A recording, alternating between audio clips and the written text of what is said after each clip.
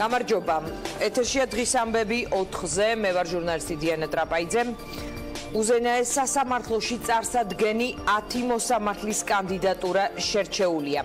მოსამართლეთა კანდიდატების დასახელებას ხდომაზევე მოყვა პროტესტი და კამათი. არამოსამართლე წევრმა ანა დოლიძემ საბჭოს ხდომა დატოვა. დღეს თქვენ პროცესუალურად და შინაარსობრივად ჩვეულებრივი სუიციდი ჩაიდინეთ. ამას ქართველი ხალხის სახელით გეუბნებით მიმართ ამან ხდომის მონაწილეებს. იუსტიციის უმაღლესი საბჭოს თავმჯდომარის გიორგი მიქაუტაძის განცხადებით ყველა კანდიდატი კომპეტენტურობისა და კეთილსინდისიერების გათვალისწინებით შეარჩიეს. შერჩეულ კანდიდატებს იუსტიციის საბჭო საქართველოს პარლამენტს დასამტკიცებლად წარუდგენს. ესენი არიან მარიამ ცისკარიძე, ნინო ქადაგიძე, მიხეილ ჩინჩალაძე, პაატა სილაგაძე, დიმიტრი გვრიტიშვილი, მერაბ გაბინაშვილი, ნინო სანდოძე, თამარ ალანია, გიორგი ტყავაძე, გიორგი მიქაუტაძე. ვის დაუჭერს მხარს და ვის დაუწუნებს საბოლოო გადაწყვეტილება პარლამენტმა უნდა მიიღოს. არასამთავრობოები აკრიტიკებენ როგორც შერჩევის პროცესს, ასევე შერჩეულ კანდიდატებს. დასახელებულთაგან სულ მცირე 3 შესახებ საერთაშორისო გამჭვირვალობა საქართველოს მიერ 2018 წელს მომზადებულ კვლევაში არის საუბარი, სადაც შეფასებულია სასამართლო სისტემაში კორუფციის რისკები. და იქ ასეთი რამ წერია. სასამართლოში არსებობენ გავლენიანი მოსამართლეები, რომლებიც ძირითადად საბჭოში ერთიანდებიან და აქვთ მოსამართლეებზე ზეგავლენის მოხდენის სხვა ბერკეტი. სასამართლოში ასეთ გავლენიან მოსამართლეებად დღეს მხარდაჭერილთაგან მიჩნეულია ჩინჩალაძე, მიქაუტაძე, გვრიტიშვილი. ჩვენ შეგვიძლია ჯერ მოვისმინოთ რა ხდებოდა ხდომაზე და ასევე ჩვენ შეგვიძლია საერთაშორისო გამჭვირვალობის მიერ მომზადებული მცირე ფილმი ვნახოთ, რომელიც ჩინჩალაძეს ეხება. ვინ არის მიხეილ ჩინჩალაძე? 2004-2007 წლებში მუშაობდა გენერალურ პროკურატურაში. ამ პერიოდში პრეზიდენტ მიხეილ სააკაშვილის ბრძანებულებით დაჯილდოვებულია ღირსების ორდენით. როგორც ცნობილია, მან საზოგადოებას თავი იმით დაამახსოვრა, რომ პროკურორობის პერიოდში სასამართლო პროცესზე დუმილის უფლებით ისარგებლა. მიხეილ ჩინჩალაძე 2007 წელს უზენაესი სასამართლოს მოსამართლედ გაამწესეს. უზენაეს სასამართლოში იკავებდა თავმჯდომარის მოადგილისა და ადმინისტრაციულ და სხვა კატეგორიის საქმეთა პალატის თავმჯდომარის პოზიციას. მიხეილ ჩინჩალაძემ იუსტიციის უმაღლეს საბჭოში გასაუბრებისას აღნიშნა, რომ იგი დადებითად აფასებს ადმინისტრაციული პალატის საქმიანობას მისი თავმჯდომარეობის პერიოდში. საერთაშორისო გამჭვირვალობა საქართველოს ანგარიშის თანახმად ამავე პერიოდში სასამართლოების მიერ ადმინისტრაციული დავების 85% სახელმწიფო სასარგებლოდ წდებოდა. მიხეილ ჩინჩალაძეს 10 წლის მანძილზე სულ 250 საქმის განხილვაში აქვს მონაწილეობა მიღებული. შედარებისთვის ნინო გვენეტაძემ, რომელიც მოსამართლეობის გარდა უზენაესი სასამართლოსა და იუსტიციის უმაღლესი საბჭოს თავმჯდომარეა, 2015 წლიდან დღემდე ჩინჩალაძის მიერ 10 წლის მანძილზე განხილულ საქმეებზე დაახლოებით 4-ჯერ მეტი საქმე განიხილა. მიხეილ ჩინჩალაძის მიერ წლების მიხედვით განხილული საქმეები: 2007 წელი 76 საქმე, 2008 წელი 144 საქმე, 2009 წელი 1 საქმე. 2010, 2011, 2012, 2013 წლები 0 საქმე, 2014 წელი 2 საქმე, 2015 წელი 0 საქმე, 2016 წელი 1 საქმე, 2017 წელი 26 საქმე. გავრცელებული ინფორმაციით მიხეილ ჩინჩალაძე ქართული ოცნების უმრავლესობის წევრ ვანო ზარდიაშვილთან ერთად ზეწოლას ახდენდა უზენაეს სასამართლოში რუსთავი 2 საქმის განხილველ 3 მოსამართლეზე. ჩინჩალაძე ვანო ზარდიაშვილის მეჯვარე და ნათელმირონია.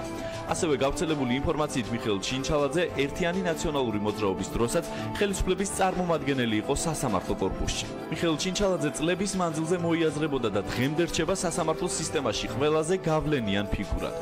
2017 წლის 11 მაისიდან ის იუსტიციის უმაღლესი საბჭოს გადაწყვეტილებით უვადოდ დაინიშნა სააპელაციო სასამართლოს მოსამართლედ. 29 მაისს კი იგი 5 წლის ვადით თბილისის სააპელაციო სასამართლოს თავმჯდომარედ დაინიშნა.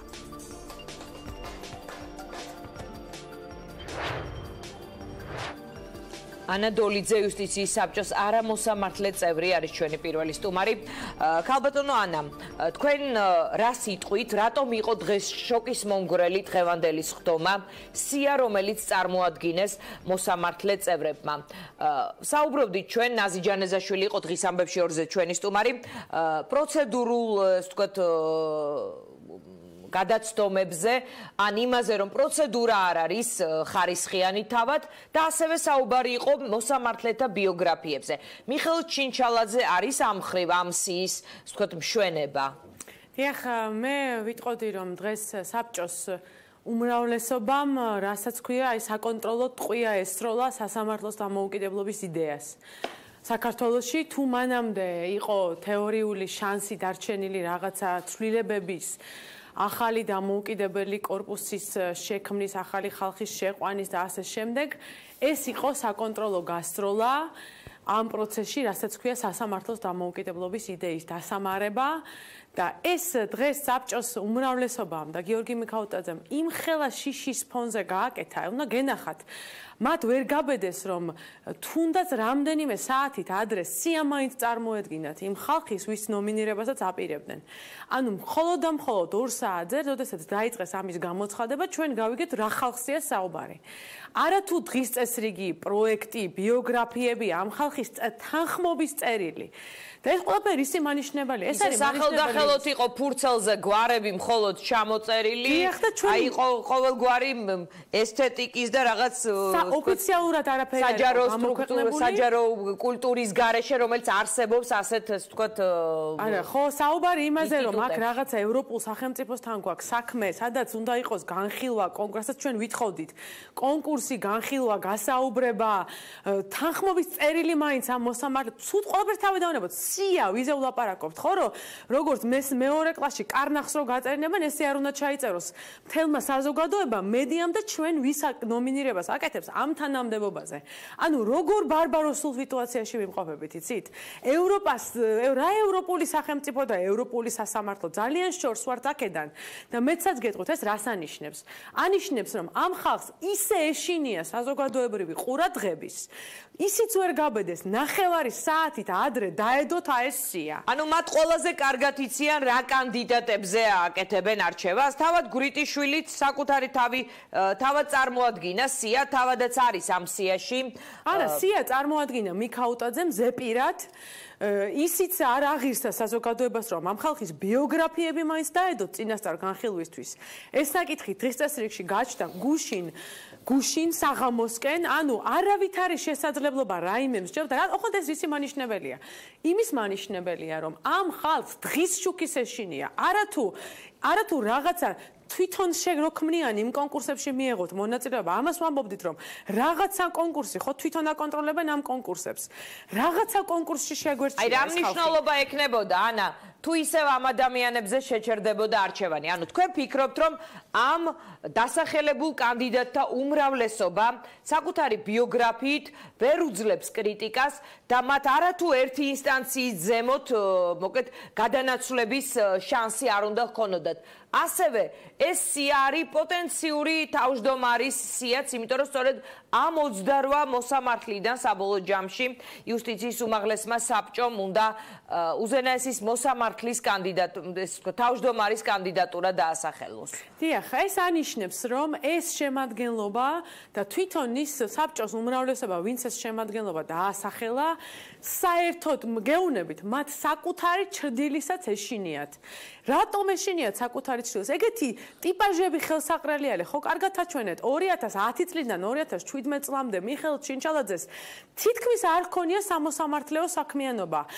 არაფერი არ დაკავებული ამ პერიოდში ეს ადამიანი მაშინ ისმის შეკითხვა. დიახ, მას ამ პერიოდში სახელმწიფო ბიუჯეტიდან ხელფასის სახით იმ საქმიანობისთვის, რასაც ის არასრულებდა, არაკეთებდა, უზარმაზარი თანხები აქვს მიღებული და რა თქმა უნდა, ეხლა სულ არ სიამოვნებს ეს დისკუსია და ყველანაირი დისკუსია, რომელიც წარმოიქმნება. ამიტომ უნდა ბოლო მომენტში შემოგვიცურონ მათი სახელები და გვარები და ხო რო ეძახიან კლანი. რატო არის იცით მართალი? ეს ხალხი მუშაობს როგორც კლანი.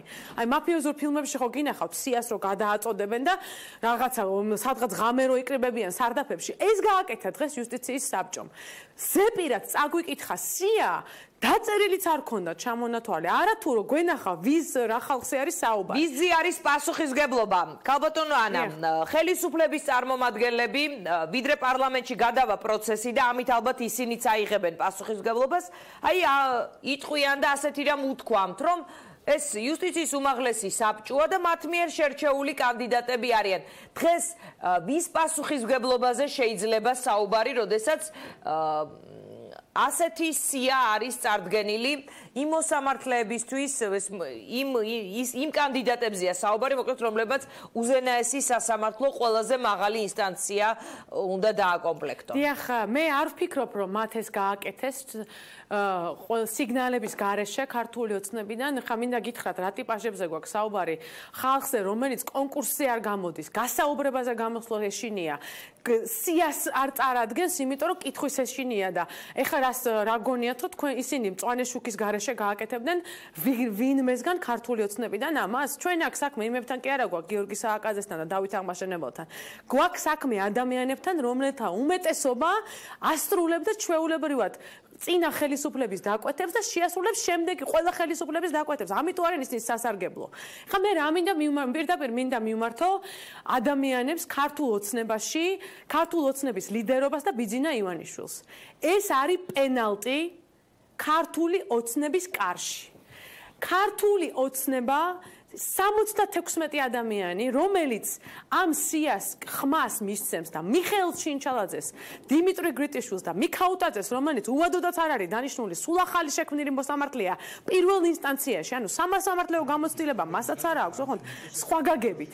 მათ უყრის კენჭს და ხმას მისცემს, ეს ნიშნავს, რომ მათ პენალტი გაუტანეს საკუთარ პარტიას და საკუთარ სამშობლოს, რომელიც დარჩება ისტორიაში როგორც პოლიტიკური ძალა, რომელმაც და ეს არ მოხდება სამუდამოდ. ეხლა თქვენ აგონიათ, რომ ეხლა ეს ადამიანები იქ სამუდამოდ ჩაცემენტებიან უზენაეს სასამართლოში? ეს ვერ მოხდება ვერანაირად, რომც სულ ნამუსი გაირეცხოს ქართულმა ოცნებამ და მართლაც დააბრუნოს მიხეილ ჩინჩალაძე უზენაესში. ეს მაინც არ მოხდება, იმიტომ რომ ქართველი ხალხი როგორც სხვა საქმეებზე აქაც თავის სადარაჯოზე დგას და როგორც ძალიან ბევრი რამე არ მოუთმენია, მას ის არ მოითმენს ამ ადამიანების ჩაბეტონებას და ჩაცემენტებას სასამართლო ხელისუფლების სათავეში. მაგრამ ეს წყალგამყოფი, ეს პენალტი არის დარტყმული და ეს არის ქართული ოცნების კარში. ეხლა დაფიქრდნენ ქართული ოცნების დეპუტატები და მიხვდნენ, რამდენად უნდა აიღონ ეს ნასროლი და ან რამდენად უნდა გაუშვან ესენი და იმ სასირცხვილო სიაში აღმოჩნდნენ, რომელიც დააბრუნებს მიხეილ ჩინჩალაძეს უზენაეს სასამართლოში. აი სია სასირცხვილო, როცა თქვენ საუბრობდა სამგვარს ასახელებს. აი მაგალითად თამარ ალანია, ნინო სანდოძე, აი რა სიტყვით ამ მოსამართლეების შესახებ, მერაბ გაბინაშვილი, პაატა სილაგაძე, აი ჩინჩალაძე გასაგებია, ეს არის გვარი, რომელიც ისმის და ის მცირე პატარა ფილმიც კი, რომელიც ნახა ახლა ჩვენმა მაყურებელმა, პროკურორი, რომელმაც დუმილის უფლებით ისარგებლა, პროკურორი იყო წინა ხელისუფლების პირობებში და მისი განხილული საქმეების სტატისტიკა. მოკლედ, ყველაფერი ძალიან ცხადია მასთან დაკავშირებით. აი სხვა მოსამართლეებზე რა შეგვიძლია ვთქვათ? დიახ. ძალიან მნიშვნელოვანი არის, რომ იუსტიციის საბჭო უნდა გამობრძანდეს და უნდა თქვას თავად, რა პრინციპით შეყარა ეს ხალხი ერთად. კრილოვის იმისი არ იყოს, რებიც რაკიშუკა, რა პრინციპით შეყარა იგავ. მე აქვე ვიტყვი უკაცრავად, რომ ჩვენ დაუდრეკეთ და გვსურდა, რომ მათი მონაწილეობაც ყოფილიყო გადაცემაში, საუბარია მოსამართლე წევრებზე იუსტიციის. და არავინ კომენტარს არ აძლევს, იმიტომ რომ პიროვნებები არ არიან. გიორგი მიქაუტაძე რომ ბოლო წამამდე რომ დაждას ხტომაზე და არ გამოვიდა მედიასთან, რომ აეხსნა ეს გადაწყვეტილება. თუ დარწმუნებულები არიან თავიანთ სიმართლეში და მაგარი მოსამართლეები არიან, რატო არის რომ სამხრეთ აფრიკიდან დაწყებული კანადით დამთავრებული მაგარ მოსამართლეებს არ ეშინიათ საზოგადოებრივი ყურადღების და ამერიკაში 11 მილიონმა ადამიანმა უყურა უზენაესი სასამართლოს მოსამართლის ბოლო შერჩევას. და ამათ კიდე საკუთარი ჭრდილის ეშინიათ და მერე უნდა გითხრან რომ გამოვლენ და დამოუკიდებელ ხელისუფლებას რომ დაურეკავს ვიღაცა და ეტყვის რომ ესე გააკეთეთ, იმას წინააღმდეგობას გაუწევენ. და ესეც სასამართლოს იმსახურებს ქართველი ხალხი. ამ სასამართლოს გამო არის რომ დამთავრდა წინა ხელისუფლების პარპარში ამ ხელისუფლებაში. და თვითონ ნაციონალური მოძრაობა ძალიან კარგად მიხვდა მაგთი არაერთი კომენტარების მიხედვით რომ იმსჯელებთ რომ ერთ-ერთი მთავარი მე სწორედ ამ მოსამართლეებმა გაასამართლეს ნაციონალური მოძრაობის ლიდერები. ეს არის განსაკუთრებით ის ადამიანები, რომლებსაც ნახეთ მათი ბიოგრაფიები. ასე დროს ხომ ანა, როცა ხელისუფლებაში არიან ვერ გძნობენ, მაგრამ როცა ასეთი ტიპის სისტემები იქმნება, შემდეგ როცა ისინი აღარ იქნებიან ხელისუფლებაში, როგორც ეს ნაციონალურ მოძრაობას დაემართა, პირველი მათ ხვდებათ ხოლმე ამის სიმწარე. ასეთი საფუძველს როცა უყრი, შემდეგ თავად ხდებიან ხოლმე მსხვერპლნი და ასე მოუვიდათ მართლაც თქვენ ახსენეთ გასამართლებული ლიდერები. გვიან იყო, უბრალოდ გვიან იყო. ანუ მათ უკვე ხელი შეუწყეს. ინსტიტუტები არის სიკეთე, რომლითაც ადრე თუ გვიან ყველა ისარგებლებს. ზუსტად ესე ამ შემთხვევაში არის საპირისპირო. პირიქით ძალა, რომელიც მიმავალი ძალაა ქართულ ოცნებაზე გულისხმობ, ეხლა თუ ორი დემოკრატიულ ციკლს შევხედავთ, ორი არჩევნები არის მაქსიმუმი, რომელიღაცა პოლიტიკური ძალა იღებს, არ უნდათ მას მერე რაც იმუნიტეტი არ ექნებათ პარლამენტში, რომ დამოუკიდებელი სასამართლო ქონდეთ, პირიქით ვიზრუნებდი, რომ მას მერე რაც აღარ ექნებათ sapარlamenто იმუნიტეტი, წყნარად იყვნენ, შვიდად იყვნენ, რომ ღმერთმა დაიფაროს და ისინი მოხდნენ სასამართლოს წინაშე, იმედი ქონდეთ იმ მოსამართლეს, რომ ეს მართლა დამოუკიდებელი პირი იქნება და არ იქნება ვიღაცის მონა. კარგით, რა გეჩვენებათ ახლა პროცესიდან გამოსავლის გზა სადაა, რომ ქართულმა ოცნებამ, უმრავლესობამ, საპარლამენტომ გააცნობიეროს რა ტიპის გადაწყვეტილება იქნება ამ კანდიდატებზე ხმის მიცემა. და აი ეს არის მხოლოდ ახლა გამოსავალი? დიახ, პირველი ის რაც უკვე მოხდა, ეს არის სრულიად სასირცხვილო და ეს არის ის ფორმა, რა ფორმითაც აი ჩქარ-ჩქარა ხაშლამას რო ჩამოატარებენ, ხო იცით სუფრაზე, ჩქარა-ჩქარა-ჩქარია და ჩქარა გავაკეთე. აი ესე ჩამოატარეს უზენაესი სასამართლოს მოსამართლეობის 10 კანდიდატის გვარი. ეს არის სასირცხვილო. ნუ ახლა რომელ ქვეყანას უნდა შევადარო, სადაც შეიძლება ესე წარადგინოს კონსტიტუციურმა ორგანომ უზენაესის წევრები. ეს ერთი უკვე მოხდა, ეს არის სასირცხვილო და რა თქმა უნდა, ეს არის ამ ჯგუფის პასუხისმგებლობა და ქართული ოცნების პასუხისმგებლობაც, რომელმაც ეს სისტემა შექმნა თავის თეატრულუკიანმა ნიანა. ეხლა მეორე ეტაპი, რა თქმა უნდა, დამოკლეს მახვილი კიდია ქართული ოცნების თავზე, რომელმაც ეს საკითხები უნდა განიხილოს. მე მოუწოდებ ყველა თუ დარჩა გონიურული, ნამუსიანი, საკუთარ პოლიტიკურ მომავალზე მოფიქრალი ადამიანები ქართულ ოცნებაში და რა თქმა უნდა ოპოზიციაში, რომელმაც უნდა იაქტიუროს ამ განხილვებზე. თან როდის ხდება ახლა ეს ხო შეხედეთ, როდის ხდება ამი ყველაფრის გაკეთება? ახალი წლის წინ. რა არის გოზინაყია ეს თუ რა არის? თუ ჩურჩხელა არის სუფრაზე დადო. ახალგებია. დიდი მადლობა. ნაბიჯი იყო ეს იუსტიციის საბჭოს მხრიდან. კარგი, ცხების პოზიციას მოვისმინოთ. დიდი მადლობა ანა დოლიძეს, ირმა პავლიაშვილი ახალგაზრდა იურისტთა ასოციაციიდან და სოფო ვერძეული ადამიანის უფლებების სწავლებისა და მონიტორინგის ცენტრიდან არიან ჩვენი გადაცემის სტუმრები. ირმა პავლიაშვილთან საუბრით ვიწყებთ. თქვენი აზრით რა შეიძლება იყოს შემაჩერებელი საუბარია მხოლოდ ნებაზე უმრავლესობის. აი კიდევ რა და თქვენ როგორ უყურებთ სწორედ ამ კანდიდატების წარდგენას უზენაესი სასამართლოს მოსამართლეებად?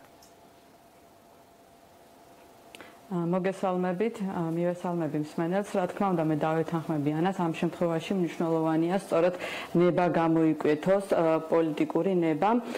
ჩვენ მაგალითად ასევე საარჩევნო ადმინისტრაციის დაკომპლექტების კომპონენტს ვაკვირდებოდით. ამ შემთხვევაში საარჩევნო ადმინისტრაციის ხელმძღვანელის არჩევის პერიოდი იყო და ვნახეთ თუ როგორ ფორსირებულ რეჟიმში წარიმართა ეს პროცესიც. მართალია კანონმდებლობაც გარკვეულ პრობლემებს კვეთს ამ შემთხვევაში, თუმცა რა თქმა უნდა, ამ შემთხვევაშიც შესაძლებელი იყო, რომ პროცესი უფრო ინკლუზიური ყოფილიყო, ესეთ ფორსირებულ რეჟიმში არ წარმართულიყო და ამ შემთხვევაშიც უფრო მრავალფეროვანი კანდიდატები ყოფილიყვნენ წარმოდგენილები. ჯამში 4 კანდიდატურის დასახელება მოხდა და საბოლოოდ უკვე 3 კანდიდატურა წარედგინა საარჩევნო ადმინისტრაციას. პრეზიდენტთან შეხვედრაზე, რომელსაც ესწრებოდით CSKOS ხელმძღვანელის თანამდებობის ეს თავმჯდომარის შესარჩევ პროცედურაზე. იქ პროცედურულ ხარვეზი პრინციპში ანუ პროცედურა პრინციპში დაცული იყო, ასე გამოვიდა.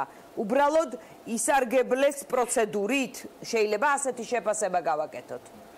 ამ შემთხვევაში ფორმალურად შეიძლება შევაფასოთ, რომ პროცედურა დაცული იყო კანონმდებლობის მიხედვით, სწორედ მას შემდგომ რაც შედეგები შეჯამდება, არაუგვიანეს მე-7 დღისა უნდა გაიმართოს კონსულტაცია არასამთავრობო ორგანიზაციებთან იმისთვის, რომ შეჯამდეს და შეჯერდეს 3 კანდიდატურა, რომელიც უკვე წარადგინება საარჩევნო ადმინისტრაციას, თუმცა ჩვენ ვნახეთ, რამდენად ფორსირებულად წარიმართა ამ პროცესმა და საბოლოო ჯამში მოხდა 3 კანდიდატურაზე შეჯერება.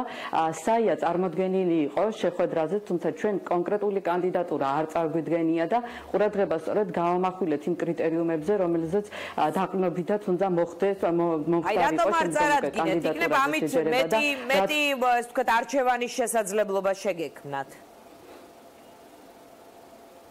ამ შემთხვევაში როგორც აღნიშნე, იმდენად ფორსირებული იყო ეს პროცესი, რომ წარმოედგინეთ კონსულტაციებთან დაკავშირებით ჩვენ ინფორმაცია მივიღეთ სადღაც 3 საათისთვის, უკვე 4 საათი იყო დაწყებული, რომ საღამოს 6 საათზე კონსულტაცია უნდა წარმართულიყო, რა თქმა უნდა, რთული იყო ამ პროცესში უკვე გვენახა კანდიდატურა იმისთვის, რომ ვთქვათ, წარგვედგინა პრეზიდენტისთვის და ეს კანდიდატურა იმ კრიტერიუმებთან შესაბამისობაში უნდა ყოფილიყო, რომელსაც ჩვენ ვფიქრობთ, რომ აუცილებელია სწორედ საარჩევნო ადმინისტრაციის ხელმძღვანელი აკმაყოფილებდეს. ეს არის, რა თქმა უნდა, ობიექტურობა, პრინციპურობა, ნეიტრალურობა, რომ მას აფილირება ან ასოცირება არ ქონოდა ამა თუ იმ პოლიტიკურ პარტიასთან, თუმცა სამწუხაროდ ამ ფორსირებულ რეჟიმში რთული იყო საუბარი. რაც შეეხება მოსამართლედ და პროცესს, რომლის მაყურებლები ვართ დღეს და თვალს ვადევნებთ, ეს არის 10 ახალი მოსამართლის დასახელება უზენაეს სასამართლოს მოსამართლედ. მე როგორც აღნიშნე, დასაწყისშივე ვეთანხმები ანადოლიძეს გარკვეულწილად ამ შემთხვევაშიც საუბარია იმ ნებაზე, რომელიც მმართველმა პოლიტიკურმა ძალამ უნდა გამოიჩინოს. ვნახეთ ანალოგიურად, როგორ ფორსირებულად იყო პროცესი და რამდენად ისეთი ღირსეული კანდიდატები იყვნენ წარმოდგენილი, რომლებმაც შემდგომ უკვე უნდა დაიკავონ ეს პოზიცია. სამწუხაროა, რომ ისეთი მნიშვნელოვანი ინსტიტუციების და ამ შემთხვევაში ხა კონკრეტულად უზენაეს სასამართლოს თავმჯდომარეზე გავაკეთებ აქცენტს, ისეთ პროცესში იმართება, რომ სწორედ ეს ინკლუზიური გარემო, მსჯელობა, საგნობრივი მსჯელობა აკლია საკითხს, რაც რა თქმა უნდა სწორედ ეჭვებს აჩენს იმ კონკრეტული კლანებით გადაწყვეტილების მიღებასთან დაკავშირებით, რომელზეა არაერთი ასე ვთქვათ წელია საუბარი და სწორედ სასამართლო გამოწვევები სწორედ აი ამ მიმართულებით არის ჩვენს ქვეყანაში. გასაგებია, ხელისუფლებას რა გზა აქვს ახლა? ან აიღოს ამ კანდიდატებზე პასუხისმგებლობა, ან უარი უთხრას იუსტიციის უმაღლეს საბჭოს?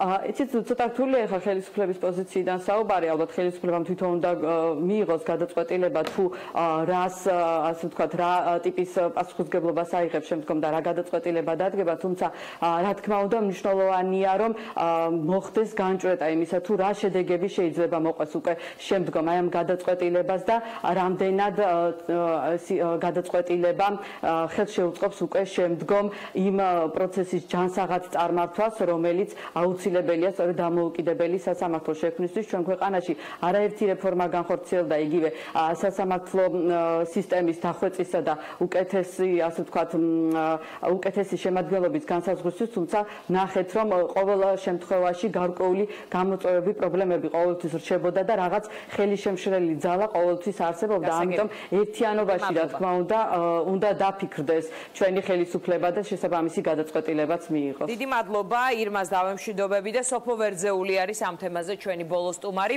სოფო, მოგესალმები. რაშია პრობლემა? აი აქვს უფლება იუსტიციის უმაღლეს საბჭოს წარადგინოს კანდიდატები და მათ ეს კანდიდატები წარადგინეს. აი სახედავთ დღეს, სად დაინახეთ მთავარი პრობლემა?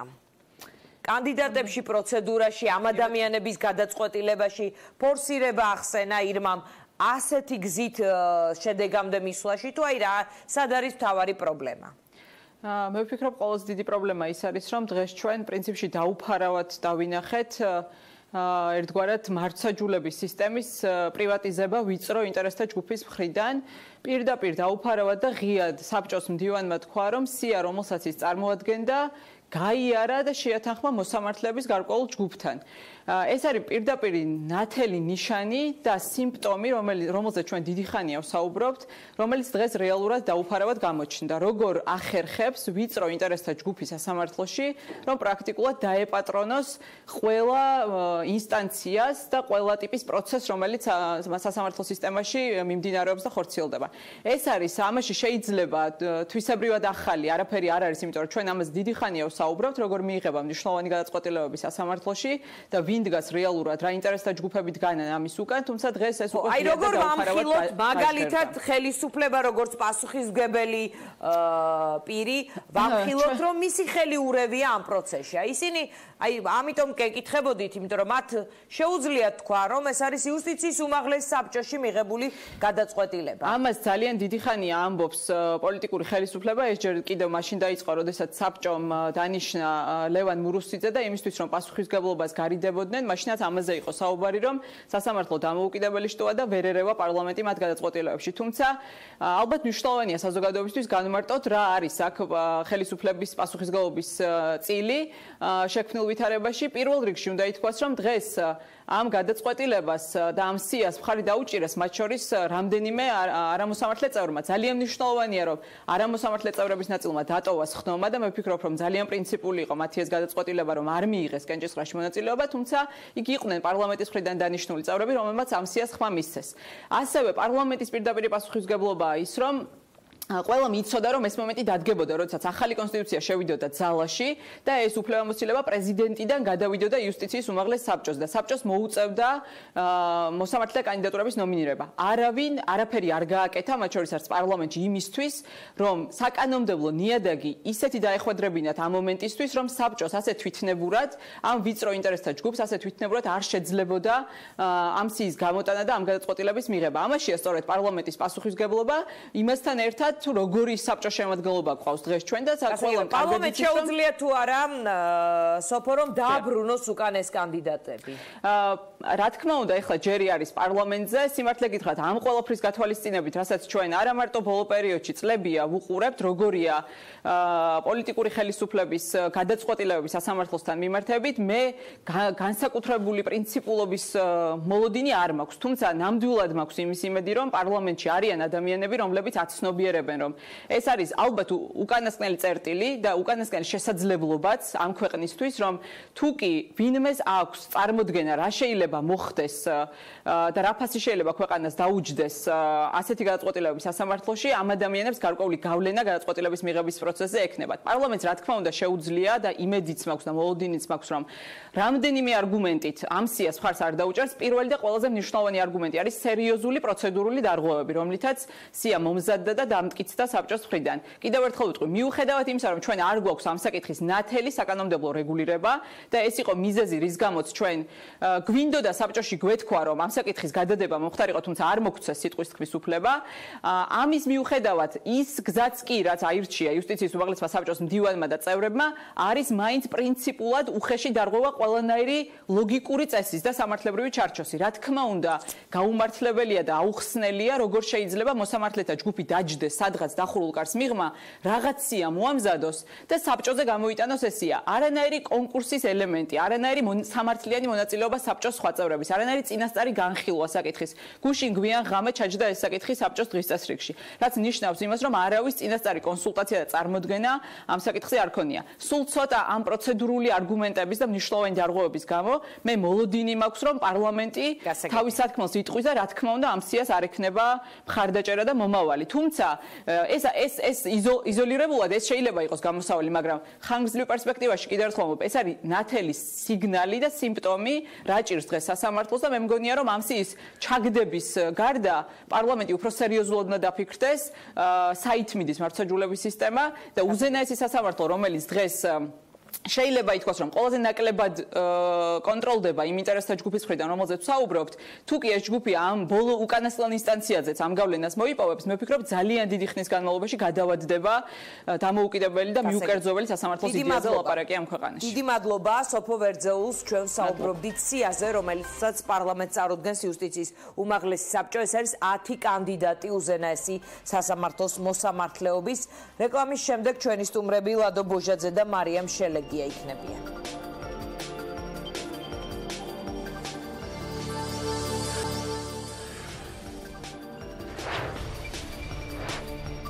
პირველი თავმჯდომარე ვარ, რომელმაც სრული ვადა გავძელი და გავიტანე ბოლომდე, თქვა თამარ ჟვანიამ. იგი ასევე პირველია, ვინც CSKA-ს თავმჯდომარედ მეორე ვადით აირჩიეს. თამარ ჟვანიამ 8 ხმა მიიღო, კენჭისყრაში მონაწილეობდა 9 წევრი, 1 ხმა აქვს ლადო ბუჟაძეს, მესამე კანდიდატს მარიამ შელეგიას კი არც ერთი. კენჭისყრაში მონაწილეობა არ მიუღიათ ევროპული საქართველოსა და ნაციონალური მოძრაობის წარმომადგენლებს საარჩევნო ადმინისტრაციაში. საკუთარი ხმის უფლების გამოყენებაზე უარი თქვა თავად თამარ ჟვანიამ. ლადო ბუჟაძე და მარიამ შელეგია არიან ჩვენი სტუმრები. მე მინდა პირველ რიგში ვკითხო, რჩებოდათ თუ არა მათ განცდა, რომ რაღაც წინასწარ განსაზღვრულ წინასწარ გადაწყვეტილება მიღებული პროცესის მონაწილეები იყვნენ. მარია, მოდი თქვენგან დავიწყოთ. მოგესალმებით. რაც შეეხება ამ პროცესს, მე მინდა რომ მადლობა გადაუხადო იმ არასამთავრობო ორგანიზაციებს, ვინც წარუდგინა, ასევე საქართველოს პრეზიდენტს კანდიდატად დასახელებისთვის. მე მქონდა საშუალება გამეცნო ჩემი ის პროგრამა, რასაც ფიქრობდი ცენტრალური საარჩევნო კომისიის თავმჯდომარეობის დროს წარვადგენდი და განვახორციელებდი. ეს იმდენად რევოლუციური ცვლილებები იყო, სავარაუდოდ ეს CSKO-ს წევრებისთვის არ იყო იმდენად მისაღები და ახალ სტილზე გადასვლა და საქართველოს თქვენმა პროგრამამ განაპირობა ის, რომ მათი მხარდაჭერით ვერ ისარგებლეთ?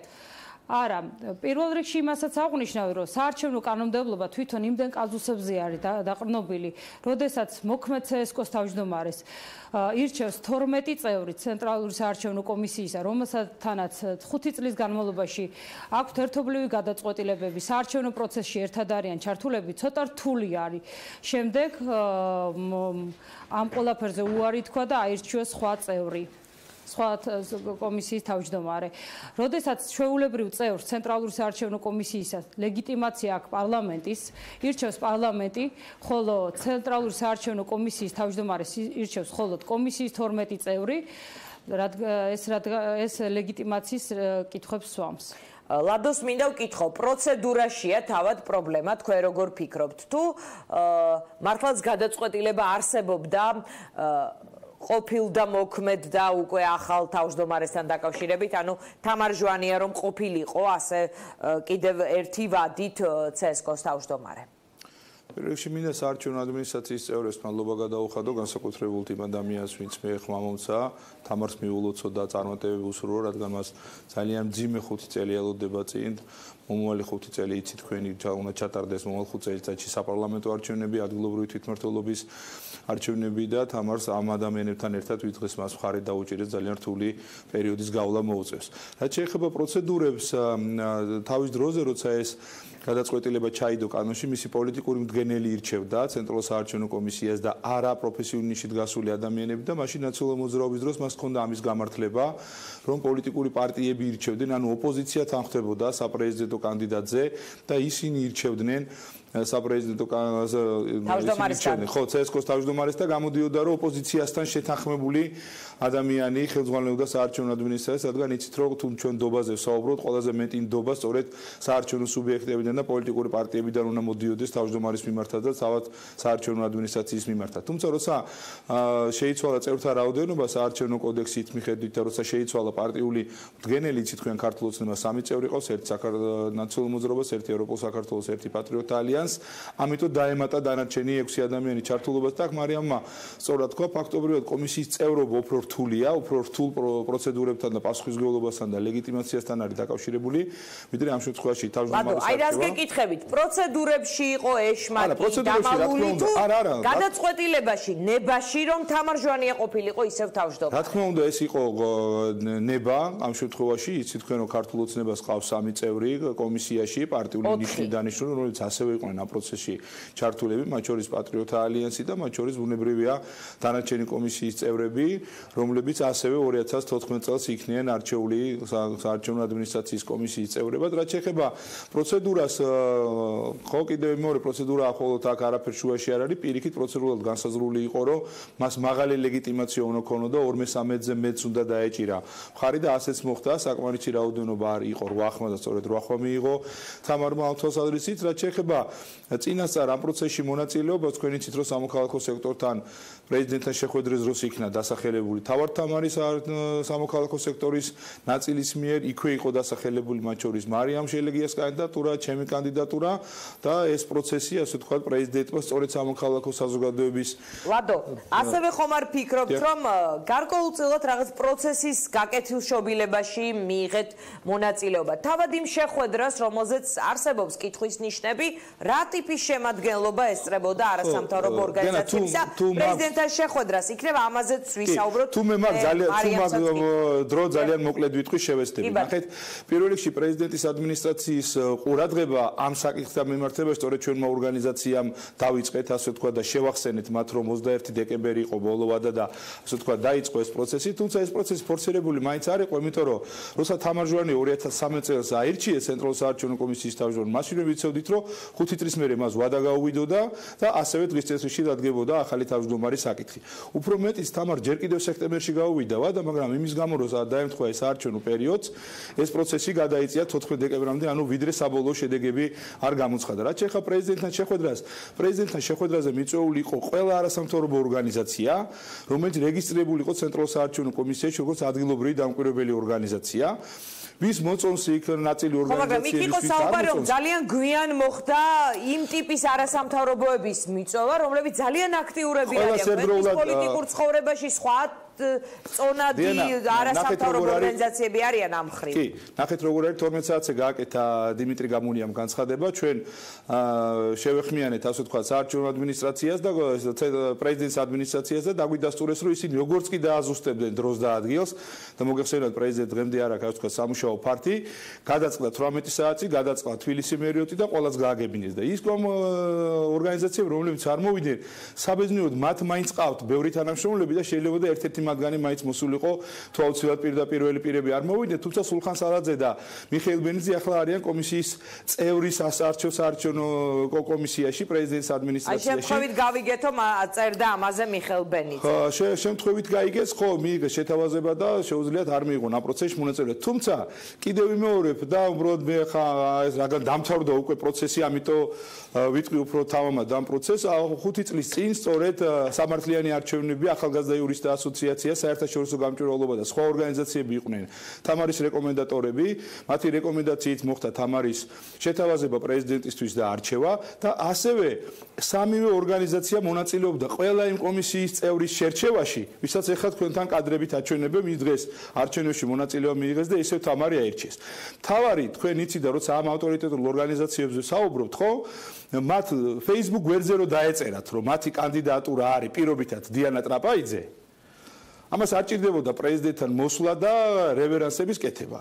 მარტივად ამ ორგანიზაციებმა არ ჩათვალეს საჭიროდ ალტერნატიული კანდიდატურის წარმოდგენა, რაც იმას ნიშნავს, რომ ისინი პირდაპირ თუ ვირიბად არა მხოლოდ იმ 5 წელზე იღებენ პასუხისმგებლობას, რომელიც თამარი იყო 5 წელი თავმჯდომარე, არამედ მომავალ 5 წელზეც, რადგან კიდევ ვიმეორებ, მათ არ წარუდგინეს პრეზიდენტს ალტერნატიული კანდიდატურა თავმჯდომარეობაზე. თუმცა კიდევ ვიმეორებ, ყველა კომისიის წევრის შერჩევის პროცესში ისინი იყვნენ პრეზიდენტთან არსებულ კომისიის წევრები და კომისიაში და ახლაც იცით თქვენ, რომ ბენიძეს და სალაძეც არიან კომისიის წევრები გრიგოლ გაგრიძესთან ერთად სხვა. გასაგებია, მარიამ, თქვენ დაგჭათ თუ არა იმ შეხვედრაზე შთაბეჭდილება, რომ აი ეს შეხვედრაც არ იყო იმ ხარისხის, რომელსაც კონკურენტული გარემო უნდა შეექმნა პროცესისთვის. დიანა, მე არ ვესწრებოდი ამ შეხვედრას, იმიტომ რომ მე არ წარმოვადგენ არასამთავრობო ორგანიზაციას თვითონ. ამიტომ ვერაფერს ვერ გეტყვით მასზე, მაგრამ დავეთანხმები ლადოს აბსოლუტურად იმ იდეაში, რომ ამ სამი ორგანიზაციის მიერ იყო წარმოდგენილი ქალბატონი თამარი 5 წლის წინ, ასე რომ ლადოს აზრები მასთან დაკავშირებით, რომ ისინი ირიბა თუ პირდაპირ მაინც მონაწილეობენ ამ პროცესში. დღევანდელი გასაუბრების დროს დაგჭათ შთაბეჭდილება, რომ თქვენით ინტერესი არსებობდა, თუ ისევ გავიმეორებ ჩვენ კითხვას, რომ რაღაც ფორმალური მხარე იყავით მაინც ამ პროცესში. არა, მე მინდა მადლობა გადაუხადო ზუსტად CSKO-ს წევრებს, იმიტომ რომ ისინი ძალიან დაინტერესებული იყვნენ იმ საკითხით, რომ საკითხს მე ვსაუბრობდი, ეს იყო საუბნო საარჩევნო კომისიების კვალიფიკაციის ამაღლება დონის და მეორე ელექტრონული არჩევნების ჩატარება.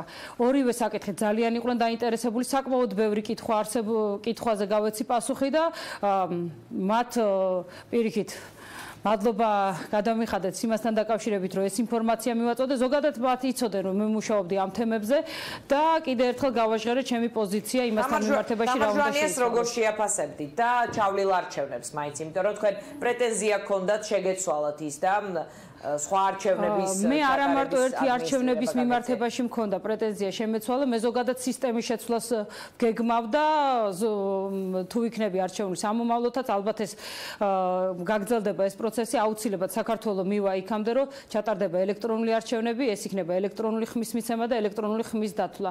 დაამთავრდა 21 საუკუნეში უფრო ცივილიზებულ არჩევნებზე უნდა გადავიდეთ, აღარ უნდა იყოს ერთიანი სულა, როგორც 2013-ში, 14-ში, ფაქტიურად არც 16-ში, 17-ში და 18-ში არაფერი სიახლე არ დანერგილა იმასთან მიმართებაში, რომ საარჩევნო სისტემა, ასევე არჩევნების ჩატარების წესი შეცვლილი იყო. დიდი მადლობა მარიამ შელეგია, ლადო ბოჟაძე, ისინი პრეტენდენტები იყვნენ დღეს CSKO-ს თავმჯდომარის პოსტზე, მაგრამ გაიმარჯვა თამარ ჟვანია, მის 5 წლით ისევ უხელმძღვანელებს საარჩევნო ადმინისტრაციას. მადლობა ჩვენ სტუმრებს, დღის ამბები დასრულებულია, მე გემშვიდობებით მომავალ შეხვედრამდე.